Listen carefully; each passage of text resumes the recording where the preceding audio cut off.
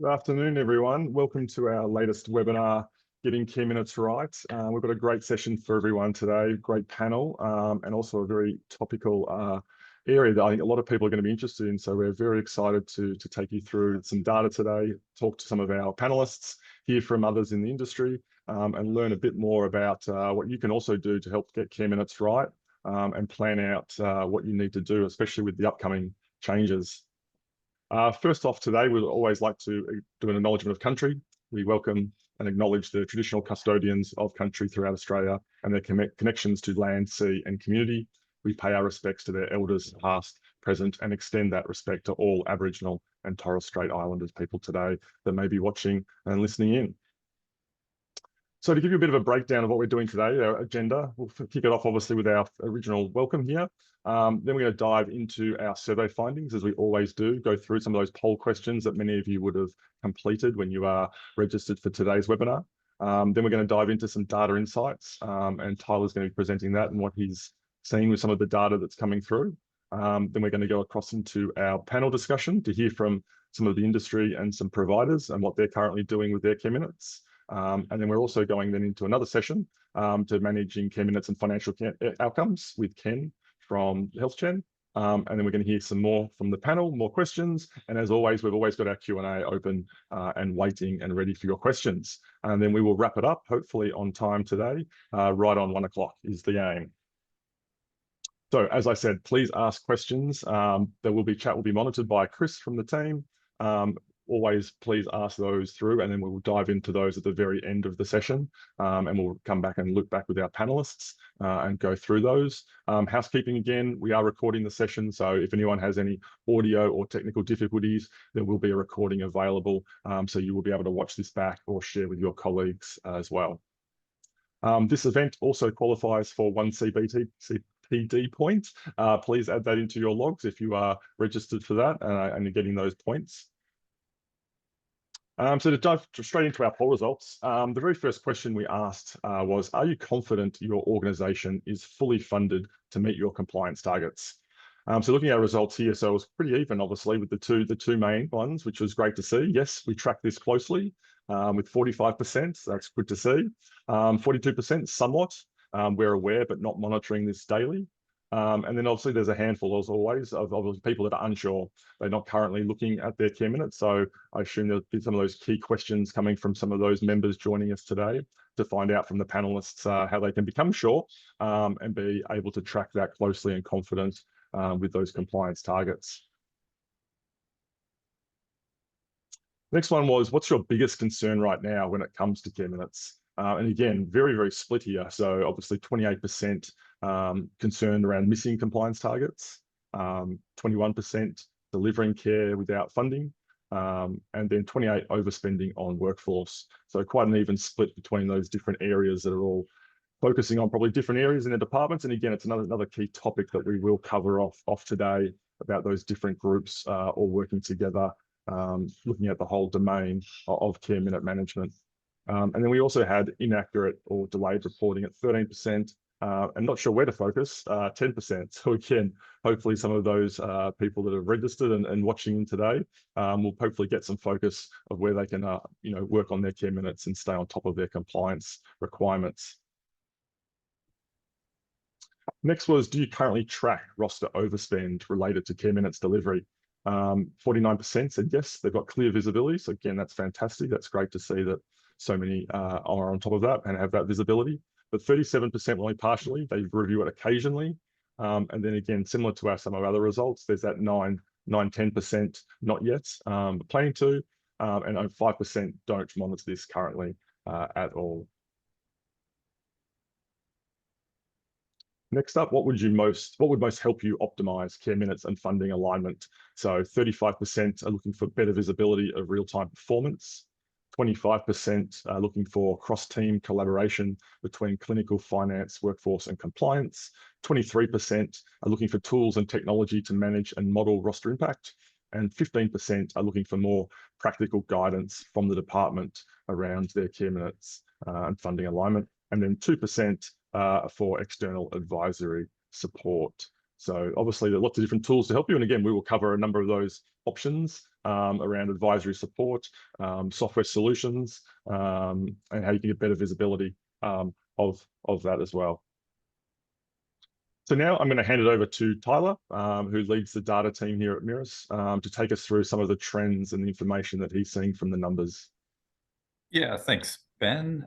So I've put together some sector performance analysis data, and it really reflects what we saw in those responses to the poll questions, and that's not always the case when we host these webinars. Sometimes we see data that doesn't really correspond to what people are saying or how they're responding to those questions. But what we're looking at here is some compliance trends around staffing star ratings, and we can see that like we saw in those poll questions, yes, we are monitoring our targets, and yes, we are looking at we're concerned with overspending on rosters, and we're using tools and analysis to track towards these things, and that's coming through here where if we look back at when AN-ACC began, 60% of services were a 1 or a 2-star rated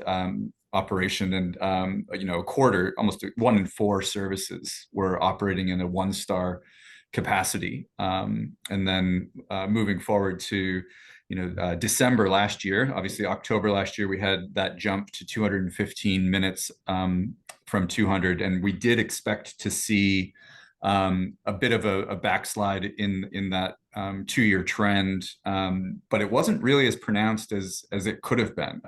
Going from 200 to 215 represented a pretty significant recalibration and quite a jump to close up on.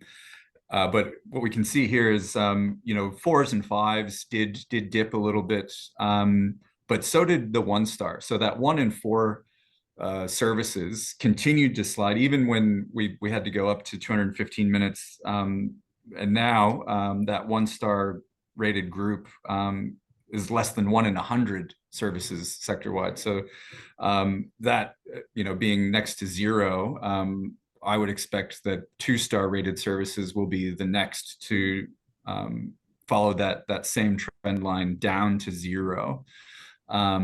And on the next, kind of just roll that up into a separate view where we can then see, here's that group of 3+ star rated services moving from that 41% where we started out all the way up to 3/4 of the sector by the middle of last year. And then again, about 6% backslide where when we looked at the numbers of how care was being delivered and what targets were set for services, we could have expected anywhere between 10 and 12% of the sector to slide back into a 1 or a 2-star rating, but it was really half that, so 6% of the industry, and then half of that 6% were able to recover their compliance or 3+ star performance in the following quarter. And so I think that gap that got closed up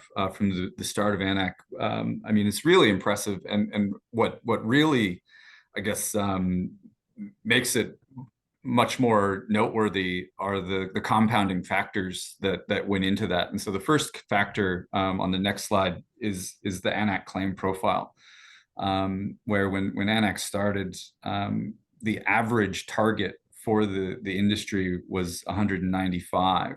And then after 2 years, it was 11 minutes added to that just through the reassessment of claims. And then we added that jump to 215 minutes. So, a total of 20 minutes added to the target through claim activity. So we had a gap already in terms of compliance where we started out in delivery compared to the target, but then that target was added to quite significantly through claiming process and through the recalibration of those RVUs. And so then on the next slide, when we overlay the actual delivery of care minutes, that lighter blue line, you can see how that gap was closed. So we had at the beginning of AN-ACC, the delivery of care on average 175 minutes to a target of 195. So a 20-minute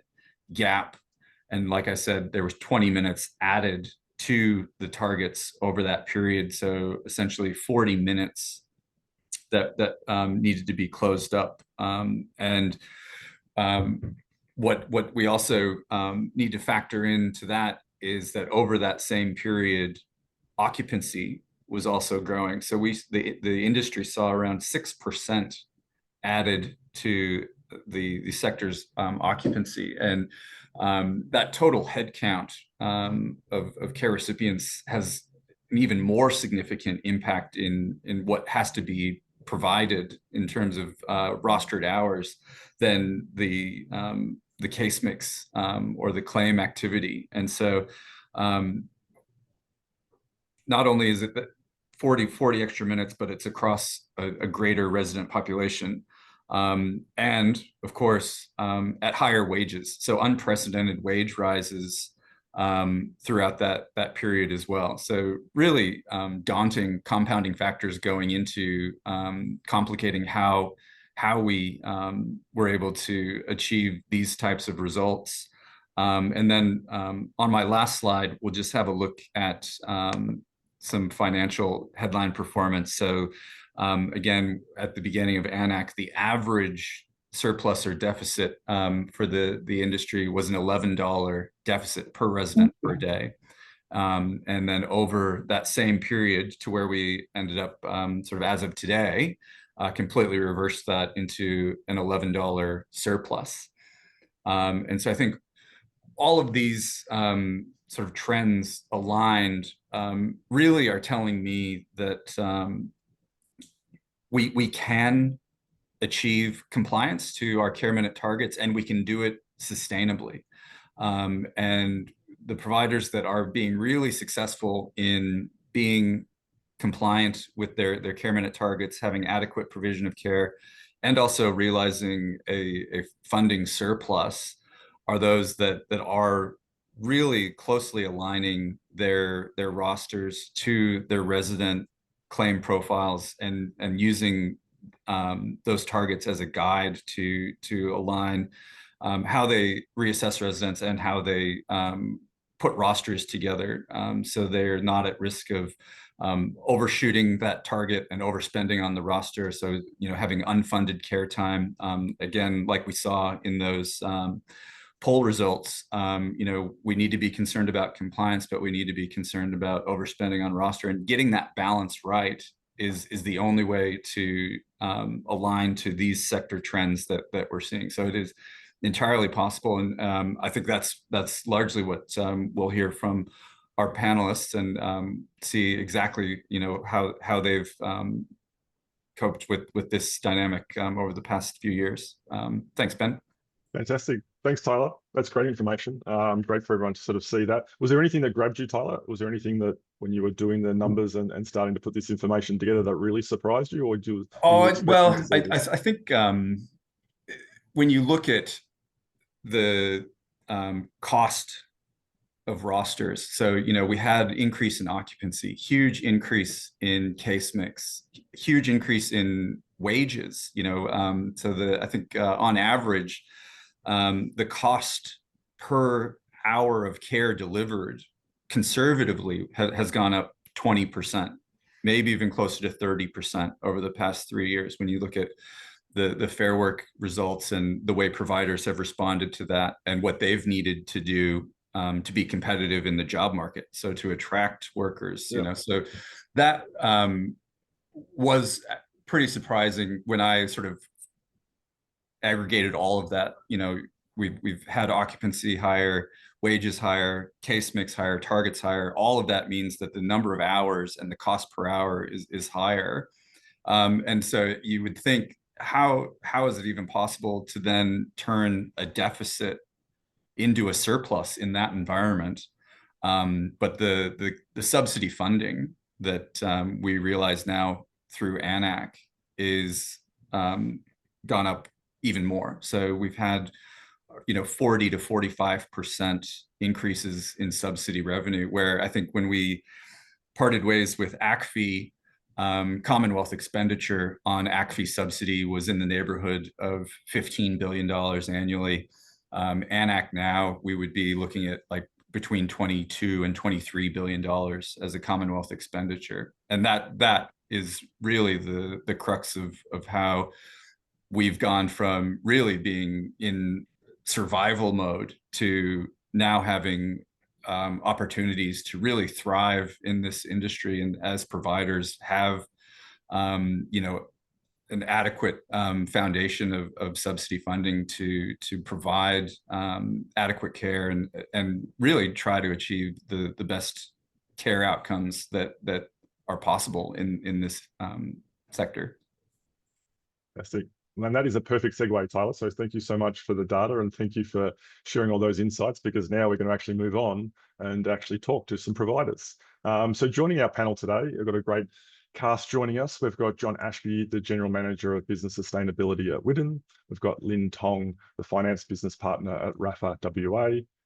Andreas Roa from Operandi AU Project Management. And then we've also got Ken Lai joining us from HealthGen as well, and he'll be running through our whole presentation as well with lots of insights that he's come across from the industry. But first, I'll throw it across to you, John. What we're sort of wanting to get a feel and understanding from providers is how has your organisation's experience been so far? Like, what are you seeing from what sort of Tyler's saying? How have are you tackling this and the challenges of managing care minutes within your organisation?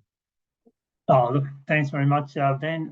To be honest, it's I think we're doing a reasonable job. I know self-appraisal is no recommendation, but as an organisation, I think in this quite complex and fast-changing environment, we're doing a really, really good job. Our aim is to obviously achieve targets, but we want to avoid exceeding them by more than 0.5%. So we've got a really tight margin there, but it's important to us that we achieve target but don't exceed it excessively, so that we don't have that wage overspend. Yeah. And last week, when I looked at our quarterly targets and how we're tracking across the organisation as a group, we're 1.1% over target, which equates to about 440 hours over target, which is really, really good for an organisation. 22 aged care facilities and about 1,600 beds. So, and to do that, like, we've had to adopt many systems and processes, but probably one of the most crucial things for us was the development of a central rostering team. So they're not responsible for day-to-day rostering at the site, but they are responsible for reviewing the care minute reports and then supporting the homes to make the necessary changes in their roster to align their targets with the care minutes.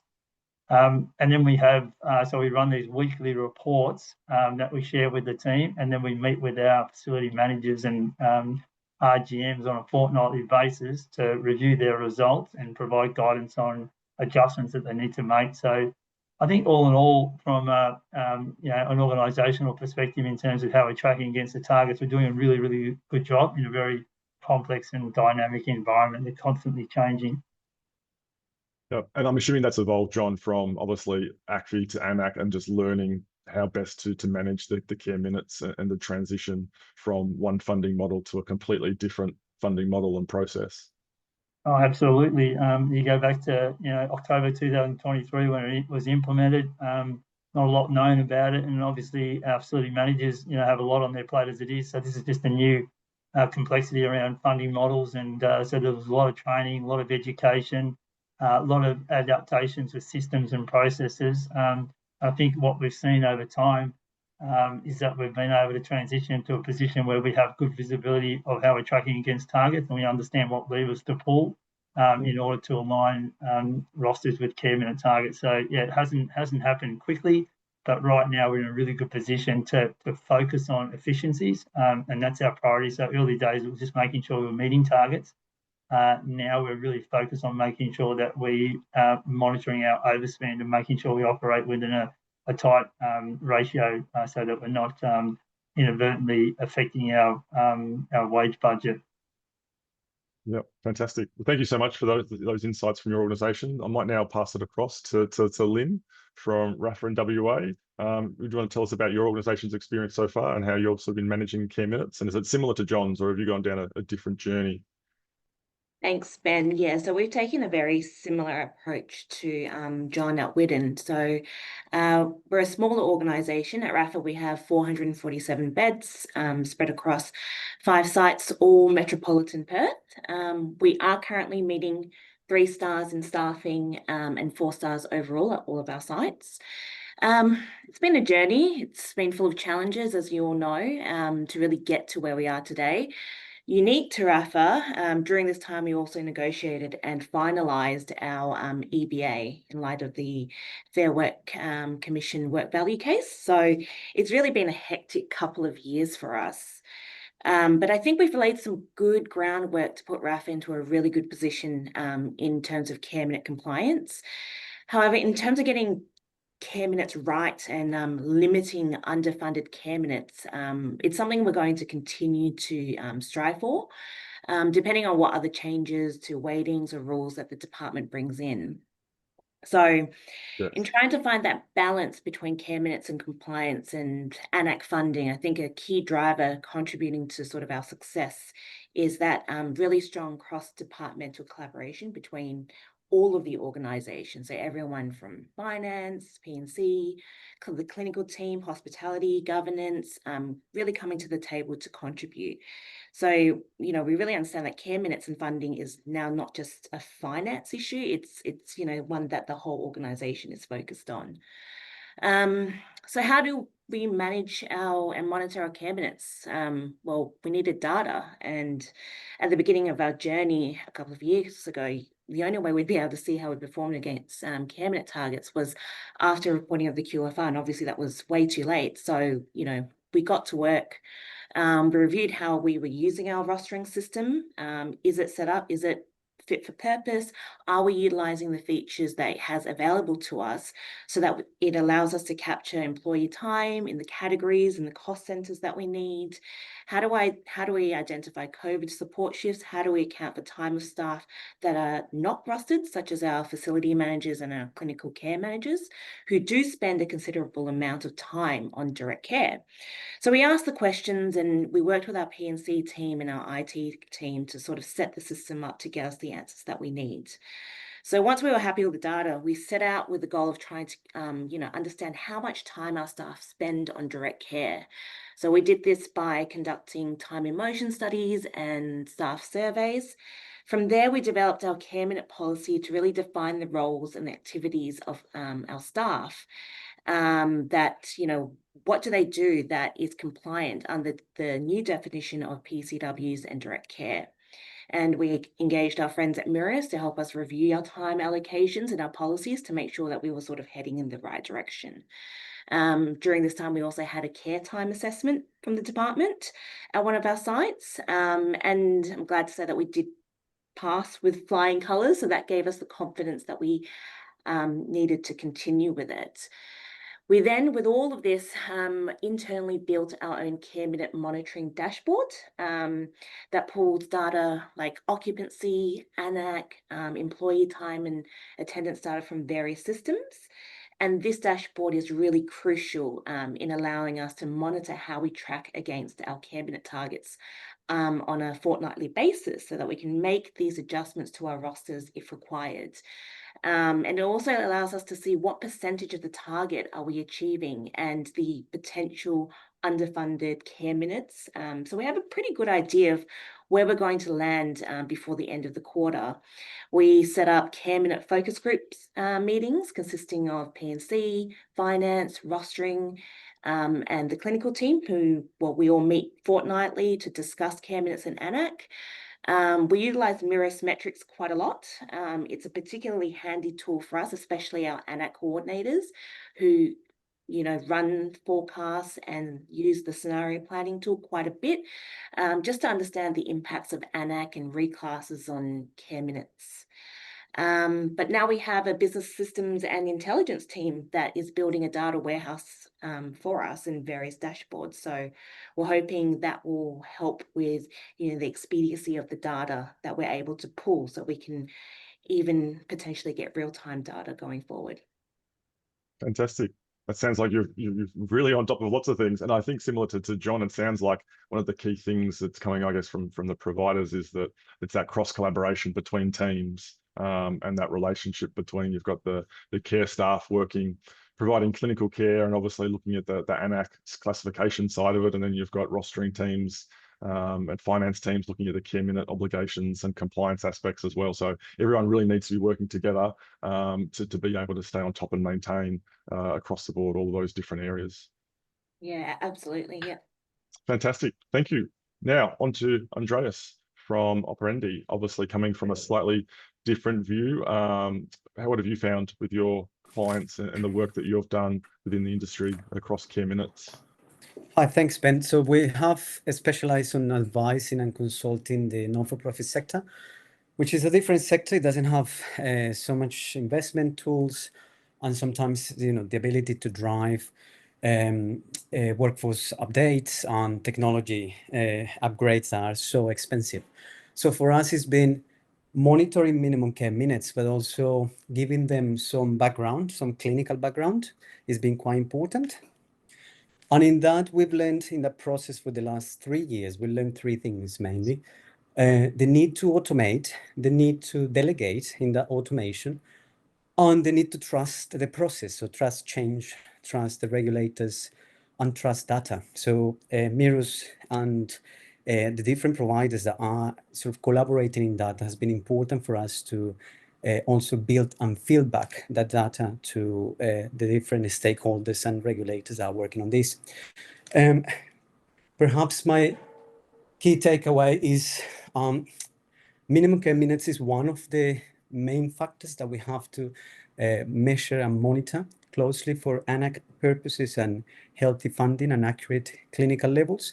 But it's important to sort of in the next generation of this evolution of data to keep in mind that once we start building systems like the ones that we're building for monitoring minimum care minutes, we'll have issues of different kind, like privacy and confidentiality. For instance, in the banking or legal systems, it's been easier to granulate this data and report it and filter in different ways. For aged care and healthcare in general, it's going to be quite hard to distribute that logic response and create systematic approaches. So what do you do if the minimum care minute is unbalanced? And then you have some clinical data to recall an assessment. So that's been very important for us to measure minimum care minutes from a clinical angle. We have been also trying to review and expand the scope of practice with the impact of technology and especially generative AI. So the way we went from registered nurses to enrolled nurses, perhaps in the future we'll see some robotic AI super quantum computers helping us as well. And we all have to trust change. Again, trust the specialists that work in these areas, the regulators to give us guidelines, and make that transition from an ACC time into granulated to the minute and retrospectively reporting is not going to be easy for an industry that is just starting to transition from traditional and paper-based systems. So to wrap it up, I'll say, look, whatever we're doing with minimum care minutes is going to be linked to AN-ACC, is going to be linked to clinical indicators and to business metrics. My golden rule will be enter the data once, use it multiple times accurately, especially in clinical settings, and ensure that the consumer owns and understands the data as well, because the idea of reusing all this data that we're building is so the consumer benefits, and if it goes on a health journey somewhere else, they can take that data with them. And perhaps I'll leave you with this in terms of automation and generative AI uses for all these new models of data management we have.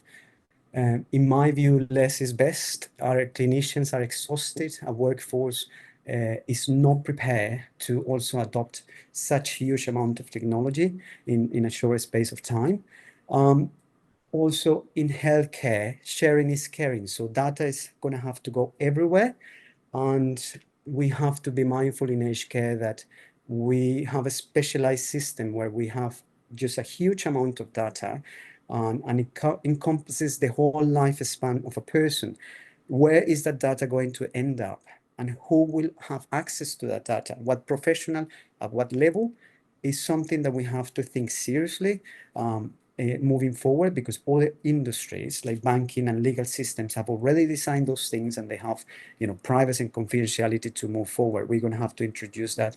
And finally, we're going to have to think outside the paper-based square when in what is next. How we align minimum care minutes with healthy funding is going to require creative design and creative thinking in an industry that is obviously exhausted, is experiencing issues of workforce recruitment and retention. So we need to attract new sort of workforce skills. And for that, aged care will have to remain one of the most noble industries, but it has to become one of the sexiest industries to work as well, because we're sort of losing energy in trying to bring new workforce skills and using this high-level automation, generative AI, quantum supercomputers is going to need, you know, also amazing brains from new generations.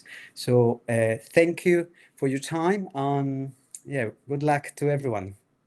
Thank you, Andreas. No, I think you're spot on. I think, like, obviously highlighting some of the things you mentioned there, I think having access to the right data at the right time to the right people is very, very important. And then obviously AI is going to impact all of us in lots of different ways that we're probably not ready for just yet. But having the right data is obviously going to help those AI models to be able to understand and support the workforce, obviously, which is always probably the most pressing issue in aged care, and the limited time that everyone has available. So now we're going to pass it across to Ken from Health Generation. He's going to take us through a bit of a presentation about the work that they've been doing out in the industry with a number of providers. So Ken, I'll hand it over to you to take us through your presentation. Thanks a lot, Ben, and again, thanks Ben and the Mirrors team for inviting me to this webinar to share with the industry a little bit about our experience in assisting providers in navigating the challenges of managing funding and care minutes. And I just love hearing from Tyler and John and Lynn and Andre. It's very good to you know, understand all the insights from the ground up about what providers are doing to navigate this. At Health Generations, our mission has been to develop some kind of framework that are repeatable, that can be applied across the board to support providers in managing these challenges. And I pick up some very important keywords from what John and Lynn and Andres and Tyler were sharing. So they are dynamics, complex issues, right? And at the same time, it's entirely possible, based on the data that's shared by Tyler, to be able to achieve compliance and financial sustainability at the same time. From Lynn's and Andre's, it can be done via cross-functions, collaborations, and very smart usage of data. So at Health Generation, we try to combine all of that stuff into a framework, which I'd like to share with the team today. So before I jump right in, let's just set the scenes a little bit about where we're currently at. We all know that a few months ago, the department has linked care minutes performance to AN-ACC funding. And that was something that we didn't have under the ACC days. And what that means, non-compliance will directly impact providers, especially in MM1 locations, their direct access to the full funding amount to ensure optimal care delivery. So what it means for us is that we come to the conclusion that financial performance and compliance outcome must be managed together. You know, they can't be managed in silo like they used to be under ACFIs. And I love hearing what John and Lynn were sharing about what being done at their organization is sort of reflect this reality, this new reality. Next slide, please, Ben. So to do this, we think very deeply about this topic. And one of the things that we sort of come across a lot by working with our client is that a lot of providers out there are still thinking of their care minutes performance in binary. And what I meant by that is that a lot of providers are still thinking about whether we have met or we have not met our care minutes. But in reality, if you think about it, it's actually a spectrum. So care minutes performance is actually a spectrum that are bookended by two extremes. So to the left, you have under delivery. That is where your staffing rostering system were not sufficient to deliver the care targets that you have claimed in the previous quarter. So that's one extreme. Now, with that carries the risk of funding loss, CMS loss for MM1 facility, but it's also for the broader providers out there, compliant risk. And on the other extremes, to the right, you have over delivery. And over delivery means that you have unfunded care costs. So your roster have been put in place and will exceed your requirements without corresponding funding to cover the cost. And that could mean financial unsustainability. So the way that I personally think about this spectrum is that every provider's your service, your payments performance is like a pendulum that will swing between the two extremes. So if you have a very good system and control mechanisms, your pendulum will probably swing quite mildly. But if you don't, it could be quite wild. You could travel from one quarter to the next, whereas you start with under delivery and then you shoot over to over delivery and then come back to under delivery. So that's the real risk. Obviously, the goal for us is to be able to stay somewhere in the middle, which I call the optimal delivery zone, right? So I want to propose two simple high-level strategy that providers can utilize to do this. Next slide, please, Ben. The first strategy is what we call optimize the formation of your care minutes. Now, oftentimes providers go through the entire quarter just to find out what kind of target they're going to get for the next quarter. Now, by the time that happens, it's too late. So the idea is this: what about we control how it's formed so that we can actually form the target that's optimal for your specific situations. The goal is very much somehow create a target that you can actually deliver, right? So to do this, the very first step is to actually understand and find out what I call your maximum delivery capacity.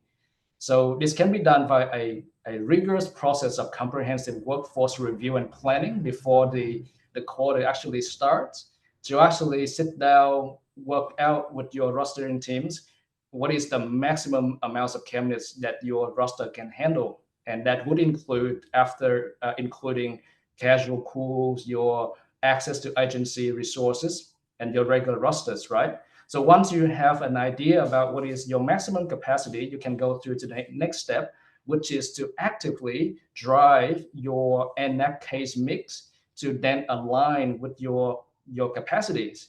And this is typically done by managing the three traditional factors that impact your AN-ACC case mix throughout the quarter. And they are your funding uplifts activities, your new admissions, and your residents departures. So all these three factors will change your case mix from day to day. And whenever such changes happen, they will have some kind of impact to the kind of target that you're gonna have for the next quarter. So drive it, don't leave it to chance. So that's the first strategy I want to share. Next page, please, Ben. Now, once that's done, right, once we have got put in place solid mechanism to drive the formation of your targets, the next step is to fulfill your targets intelligently. So I call it smart fulfillment.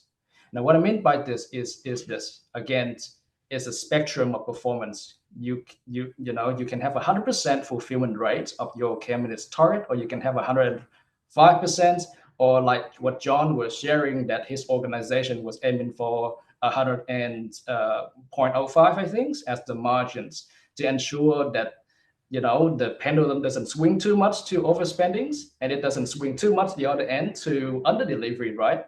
So the goal is strategically manage the care minutes fulfillment to achieve compliance and financial sustainability at the same time. And I highlight the word "and" here because I personally don't believe that you can have compliance without financial sustainability.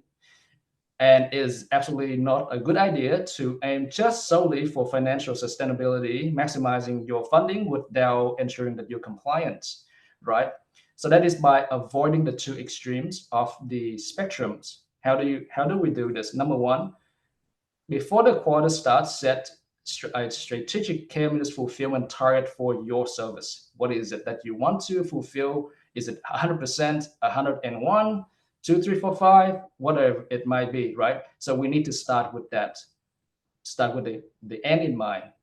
And then the next step is to proactively manage your roster to deliver in line with that target that you have set out. And Lynn and John have shared some very good insight into how this can be done. But I think it can be sort of boiled down to two categories, right? Number one, you need to be able to track your care minutes fulfillment. Throughout the quarter, we need to not be able to tell where we're up to at this point of the quarter. Is it too high? Is it too low? And then number two, we need to be able to make precision strike, precision adjustment to the roster to bring it back into alignment if it's a little bit, over or under. So two strategy to put in mind. Next page, please, Ben. Now, I want to add a little bit to this, right? Because what happened when we carry out this two strategy is that with the first strategy, when you're trying to form a care minutes target that you can deliver, it's also going to dictate your funding incomes, right? Because you're trying to manage your AN-ACC case mix at the same time. And with strategy number two, when you're trying to manage your fulfillment, what it does also is dictate your roster cost, your direct care. So it's very important for providers to have an eye on the net outcomes, right? So the question is, once everything is done, what is the final outcomes, right? So we introduced the industry a simple metric that can help you with this balancing act called funding resource efficiency, or FREE for short. We basically look at the total amount of care funding that you got, and then how much you have to spend on direct care labor costs to achieve compliance. And then we look at that single number, right? If the number is positive, that means that your delivery is sustainable, right? So you're not making a loss, and that would be the case if your FREE is negative. So I encourage providers to ask these two questions right now. Is your FREE trending positively or negatively? And secondly, how does it compare to similar services and sector benchmarks, right? Because it's going to give you insight into how you're going to have to make adjustment to achieve both goals, compliance and sustainability at the same times. Next page, please, Ben. So here's a takeaway, right? It's complex. It's a complex topic, but if we really want to build a sustainable systems that deliver sustainable outcomes and stay compliance, perhaps consider these three things. First of all, develop a FREE-based system, right? A system that gives you insight, that helps you guide your operational decisions based on the net outcomes. Number two, control and what kind of targets you're gonna form for the next quarter. Don't leave it to chance. And thirdly, control the fulfillment of your targets. Also, don't leave it to chance. That will help you avoid the two extremes of the performance spectrums and stay in the nice green zone in the betweens. So I hope that will be helpful to the audience in today's webinar. Thank you. Thanks so much, Ken. That was great. I love the fact that you've got some strategies there, some practical guidance that hopefully everyone that's listening in who may be answering some of those earlier poll questions, who are a bit unsure of what to do. There's definitely some key takeaways that hopefully that they can refer back to and implement in their organizations today. So we're going to throw back to the panel now. Just to our sort of next question is, so obviously from John, Lynn and Andreas, obviously all over the top of care minutes and obviously have plans and obviously well coordinated now, but what are you doing going forward? Like what have you got planned coming up? Is it just continue on the same path? Do you have things that you want to implement going forward? What are those other strategies that you may be able to share with us that others can also maybe listen in and see how they could reflect on their own journey going forward? John, do you want to kick us off? What strategies? Yeah, I think thanks, Ben, and thanks for the other panelists for their presentations. I think for us, it's really I think the focus for us is really making sure that we set up our master rosters to meet their key minute targets at the start of each quarter. And there's a whole heap of collaboration with all those stakeholders, and Lynn mentioned them before as well. We're really keen to make sure that we include our admissions team. So occupancy plays a significant role in managing care minutes. And in the early stages when we transitioned to AN-ACC, we didn't include the admissions team. So it was more so the facility managers, the AN-ACC team, and the finance team. But we were finding that we were setting master rosters up to meet target on a forecast occupancy, and then we weren't hitting that occupancy. So then we ended up having too many hours in our master roster, which meant then we needed to juggle published rosters on a fortnightly basis to bring them back in alignment with target. So for us, it's really important now to make sure that we're collaborating with all those stakeholders. Particularly our building services department too, because we have beds offline for our refurbishment program. So we need to factor that into it. We also need to factor in planned and unplanned leave. So that has a significant impact on whether we can achieve target as well. And I think the other thing that I've highlighted here as well is the being able to train and continue to share and communicate with all stakeholders, and particularly our frontline staff. When we're adjusting rosters to align with targets, often we might pull a shift out of a roster to align with target because our occupancies drop considerably. And if you don't share that information with the frontline staff, they can become disengaged a little bit. So it's really important to continue to educate your frontline managers and staff around the rationales for changes to rosters to ensure there's alignment and bring them along for the journey as well. So we find that when we do that at the home successfully, staff understand that we're tweaking a roster on the run to align it with the care minute target so that we don't have that overspend. And where we do that, it seems to work really, really well. So, and making sure also that we're engaging with our recruitment team as well. So when our targets go up in the quarter, we want to make sure that we've got sufficient staff in the next quarter as well to achieve those targets. So I guess our aim primarily is to make sure that our AN-ACC funding is aligned to the resident assessed care needs. We want to maximise our revenue, but we also want to make sure that we remain consistent. So from one quarter to the next, we want to make sure that that target stays relatively consistent.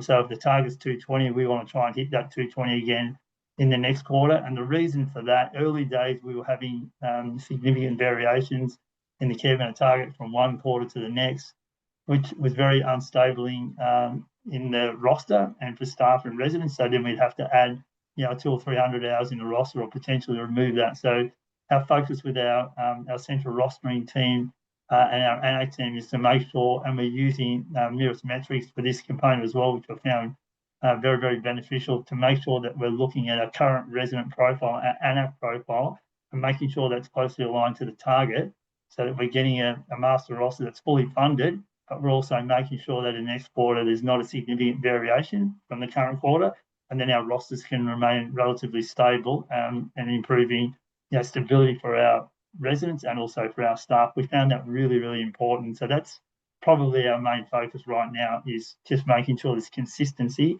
so that when we do our quarterly reviews and we update our master roster, we haven't got these significant variations and changes, and it's almost just tweaking our occupancy a little bit, and then we can sort of run with that master roster again in the next quarter, finding that working really, really well. Yeah. Fantastic. And you mentioned sort of communication there, obviously being a key between interdepartments and obviously with your workforce. Can you sort of share what are some of those communication channels that you currently use to sort of get that information out and get everyone on the same page? Yeah, so we have fortnightly meetings where we invite the sales and admission team, the recruitment team, finance, the facility managers, the RGMs, and the central rostering team. So they're all in the room together. We can share the data of how we're tracking against the care minute targets for a particular facility.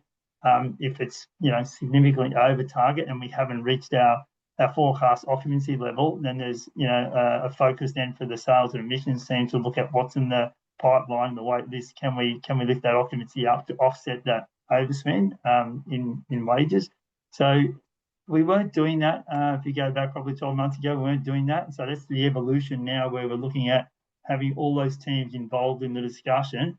And we're finding that when I talked earlier about how we're tracking in the current quarter against care minute targets, to be within 1.1% of the target, is testament to the work that the whole team does in terms of managing care minute compliance and not having a significant overspend. So I think that's paramount. You can't, and I think the other thing is data.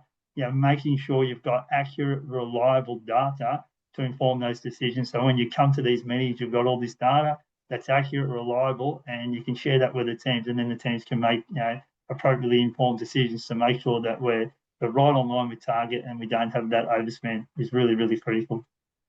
Yeah, fantastic. Thank you so much for sharing all that content. I think it'll be useful for people out there to maybe set up their own meetings if they haven't already got those in place with their various team members managing the care minute compliance.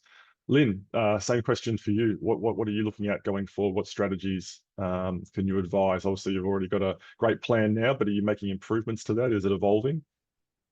Thanks, Ben. Yes, absolutely. And it's interesting how similar the approach that we're taking at RAFA with John. So we've got a few things in the pipeline. I'll touch on just maybe a couple of them. So firstly, I forgot to mention before, but we are also in the process of centralizing our rostering team. So that we can more effectively and efficiently roster and monitor overtime and agency spends, because this is also important, right? It is important to meet our care minute targets, but there's a lot of unproductive labor dollars that we can sort of control, and it's huge. So it's important that we get that right as well, especially around the decision around, shift coverage and whether we use agency to cover or with our own staff. And I feel like the role of the roster coordinator has grown so much, especially in aged care during the year. So now we're really developing our roster coordinators to seek out, a really good understanding of our EBA, to sort of guide them in how they roster effectively. Other things that we're doing is we're exploring opportunities to ensure our admissions are in line with our facility requirements. So this includes, looking at processes of how we review potential admissions, the approach we take to fully understanding their care needs and whether or not we can meet those care needs, as well as, developing tools that our AN-ACC coordinators can use to, really get a good idea of, the expectation of the class that resident will come in as, so that, we can see the potential impact on our care minute targets and our AN-ACC funding. The P&C team are really, pushing L&D and training across all of our staff to get them fully engaged and their support in funding an AN-ACC and care minutes, especially if, we're flexing our rosters up and down. Really getting that staff engagement and understanding is important. Now, I think someone in the webinar chat mentioned or asked the question of, are we still experiencing staffing shortages? And I think we still are. I mean, our workforce sort of has kind of stayed the same in numbers, but what we're finding at the moment is, we've got staff who are putting their hand up and picking up a lot more shifts. And so, in centralizing rostering, it's important that, we're also looking after the work health and safety of our staff as well, because we still have a very burnt out workforce, even on the back of COVID as well. So other things that we're looking at is we're reviewing our room prices as well. And RAFA, we currently don't charge additional or extra services fees. So we're looking at expanding, sort of some revenue growth in that area in terms of health and our service offerings, especially in light of, a new generation of, residents who are coming into aged care and the shift in expectations of, what do we as a provider, what should we be providing? So yeah, quite a few things on the pipeline. Fantastic. Thank you so much for sharing that as well. Now I'm conscious of time, just because we are sort of getting close to the same, and we do want to go to the QA section. So Andreas, if you don't mind, you'll be involved obviously in the QA, but I might throw across now to Chris from our team, who's been monitoring to the chat, and obviously throw it open to John, Lynn, and Andreas with those questions. Is there some good questions in there? I saw some popping up.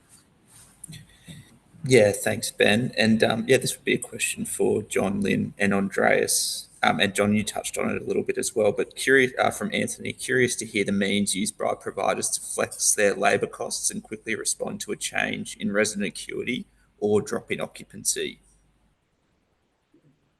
Well, Might from start our with you, John. perspective, Yeah. yeah. So from our perspective, when we build master rosters, we make sure we've got a little bit of fat in the master roster, but we also make sure that we've got probably 80% of the shifts that are covered in the master roster. So then you've got about 20% that are not covered. So that gives you an opportunity for when there's changes in care needs or you need to flex your roster down, then you can pull those hours out of the master roster. And equally, if you need to flex the roster up, then you can add those hours, so you can add a line. So it's not easy, it's challenging, but you got to make sure that you do have capacity within your roster to flex up and flex down. So if you've got a fully staffed master roster and you pull that down into a published roster, you've really got nowhere to move with it. So we make sure that we're around 80% fully committed in that roster with staff assigned to those shifts. Then there's about 20% that are sitting there that, you know, if we need to pull them out, we can, because there's no one assigned to those shifts. Perfect. Thanks, John. And anything from you, Lynn or Andreas? Yeah, so we've taken a similar approach as well to John. It is very, very challenging to flex down, not so much to flex up. Our workforce is probably 90% permanent, full-time, part-time. We have a very small casual pool, and sort of that's where we're looking at, you know, building a reliable casual pool in order to, you know, fill some of those shifts, the 20% gap with them. So I think just on that too, Chris, the other thing that we try and encourage as well, where we do need to flex down, we can go, and this is why it's important to really communicate and share, you know, the whole information around mandated care minutes and how we manage it, but share with the staff the opportunity. You know, we might have a policy that, you know, only 3 or 4 staff can be off at one point in time in the care roster, but if all of a sudden you need to flex down, then there's nothing to stop you going to the team and saying, look, we've got capacity for an additional staff member to take some leave. No, at short notice, is anyone interested? Often you'll find staff put their hand up and say, yeah, I'll have a week off. And if your occupancy's dropped, you know, 4 or 5%, then, you know, you can do that in your roster. You can allow some additional leave to take place and then not backfill those shifts. Similarly with sick leave, if you've got sick leave and things like that, then we don't backfill those if we're trying to flex our roster down to align with targets and occupancy. Perfect. Thanks, John and Andreas. Hi, Chris. For us, it's been important to give facility managers as well at you know, local level some projectability, and clinical managers over. So we went to the step one was learn how AN-ACC works and learn to project it, and now we can give projectability over care levels, minimum care minutes, of course, changes in rosters, consumables, food supplies, mobility aids, and again, that's my concept of wrapping minimum care minutes as an excellent, you know, first step towards balancing the field in the industry. And at the same time, we should leverage, you know, all the opportunities we have, like telehealth, virtual clinicians, and think outside that aged care corporate boundaries. But for that, the minimum care minutes discussion needs to keep going, because hands-on minimum care minutes are different to care management, and we have focused a lot on putting back time on the floor through optimizing care management. But now care management is sort of, you know, being challenged as well as time for minimum care minutes. So again, an ongoing conversation. Perfect. Thank you, Andreas. I might jump for one more question. So Rod's, thanks, Lynn, for answering Rod's question before about skills and staffing shortages. Rod's also asked, will EBAs exacerbate any staff and skills shortages, tighter carer to resident ratios? I can go first on that. Mm-hmm. So Yeah, I'm very concerned with a skill mindset and a skill set in the workforce, as we are creating and building new systems, new data flows, and that's reshaping how we operate at a ground level. And we must consider that what we're building is also for the next generation of workforce and consumers. And we haven't even gone through from ACFI to AN-ACC fully, or from resident to consumer and now back to resident. So the workforce is feeling that. And in that, if we give them a cooler job with more time on the floor to spend with the consumers, which is, you know, the idea of working in aged care, you have to be passionate about this. So if we take all the boring administrative and replaceable tasks and add telehealth, we're just going to increase the projectability and the scalability of every single role in aged care and build people, again, in a profession that will take them through a long, cool career journey. It's just going to take us a little bit of time and creative thinking, I guess, but we'll get there. Perfect. Given we're nearly at time, Ben, I'll pass back to you. Yeah, fantastic. Thanks so much for that, Chris. And thank you to the panel for the questions. And thank you everyone that's watching and asking some great questions of everyone. We will now wrap up the session today. So for those that aren't aware, if you are looking for a solution, Mirus does have a Care Minute Manager option. There is a barcode on the screen now. So if you are interested in learning more about our Care Minute Manager solution, please scan the barcode.